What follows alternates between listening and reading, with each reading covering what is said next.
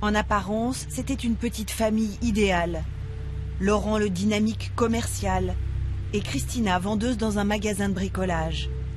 Ses fils Antoine et Mathieu viennent une semaine sur 2 et Paul, le plus petit, est choyé par ses parents. Mais Laurent boit depuis longtemps et il a l'alcool mauvais. Il crie, il cogne. Les traces et les bleus, elle les montre à ses collègues. La décision est prise. Christina le quitte et se réfugie chez une amie. Le 5 mars 2013, la situation devient explosive quand il découvre sa liaison. Toute la nuit, il la harcèle de textos. Le matin du 6 mars, il dépose le petit Paul chez ses parents. Pourquoi Christina accepte-t-elle de le rejoindre dans la maison familiale?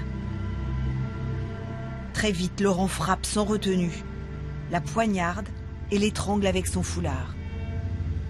Vers 11h, il appelle les gendarmes. Christina est morte.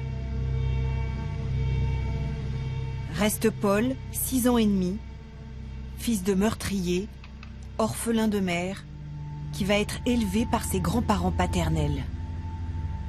Aujourd'hui, c'est un collégien de 13 ans et demi. Pas tout à fait comme les autres.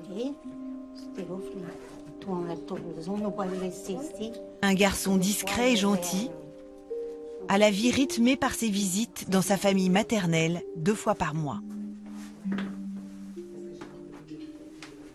Au milieu du salon, le sourire de sa mère trône sur le buffet. Aux yeux de sa grand-mère et de sa tante, son père est un monstre. Un père qu'il continue à voir très régulièrement en prison, plusieurs fois par mois. Parfois c'est les deux, ça peut être les deux.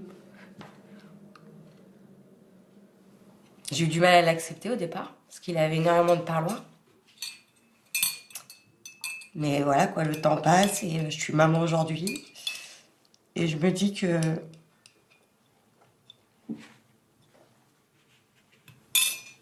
ça reste son père.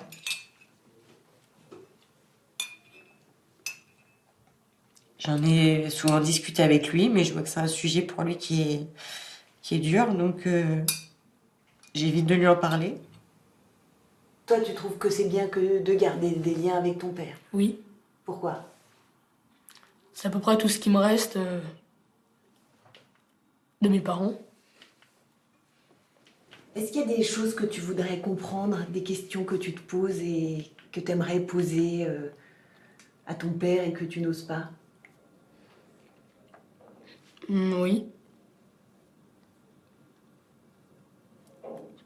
Pourquoi? Ouais, c'est bien, pourquoi? Ce père toujours présent malgré la prison. Il téléphone à Paul quasiment tous les jours. Et plusieurs fois par an, Paul dort même au sein du centre de détention, dans un appartement spécial. Ensemble, ils mangent, regardent la télé, jouent.